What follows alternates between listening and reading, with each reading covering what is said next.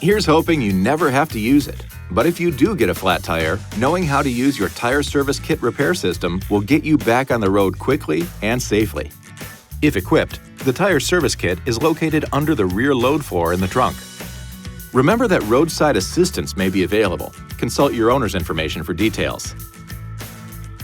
If you do experience a flat tire, pull over to a safe location and turn on your hazard lights.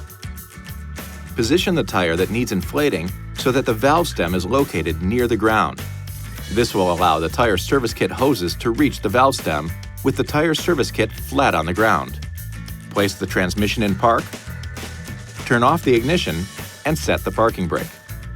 Place the tire service kit on the ground next to the flat tire. Now, on the kit, push in and turn the mode select knob to the sealant mode position and uncoil the clear sealant hose. Remove the cap from the fitting at the end of the hose. Remove the valve stem cap and screw the sealant hose fitting onto the valve stem. Next, uncoil the power plug on the kit and connect it to the vehicle's power outlet.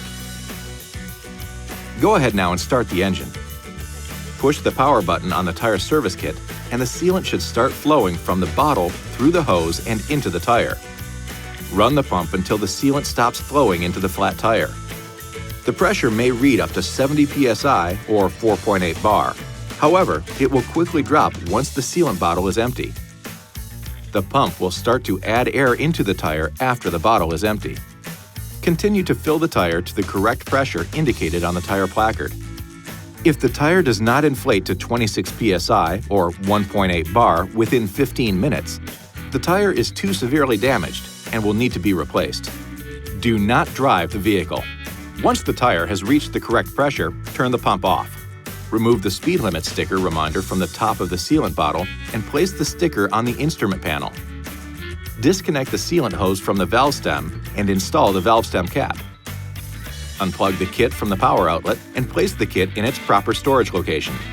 The next step is important. Drive the vehicle for 5 miles, 8 kilometers, or 10 minutes to ensure the sealant is distributed within the tire. Do not drive the vehicle faster than 50 miles per hour or 80 kilometers per hour like the sticker says. After 5 miles, 8 kilometers, or 10 minutes, pull over again to a safe place to check the tire pressure using the tire service kit. Push in and turn the mode select knob on the kit to the air mode position. Plug the tire service kit into the power outlet and connect the black air hose to the valve stem.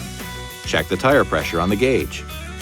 If the pressure is less than 19 psi or 1.3 bar, do not drive the vehicle until the tire has been replaced. If the tire has more than 19 psi or 1.3 bar, turn the power button on and add the air necessary to return the tire pressure to the correct pressure indicated on the tire placard. If the tire becomes overinflated, push the deflation button to reduce the tire pressure to the recommended level. Disconnect the tire service kit from the valve stem and install the valve stem cap. Unplug the kit from the power outlet and place the kit in its proper storage location. Be sure to have the tire inspected and repaired as soon as possible and inform the service advisor that the tire was sealed with the tire service kit. To replace the used sealant bottle, uncoil the sealant hose and push the release button to remove the sealant bottle from the kit. Purchase a new sealant bottle available from the dealership and install it in the kit so the sealant hose aligns with the hose slot in the front of the housing. Install the cap on the fitting at the end of the sealant hose and return the hose to its storage location on the kit. Then return the tire service kit to its storage location in the vehicle. A quick note here, you can also use the tire service kit pump to inflate balls, air mattresses, and other inflatables.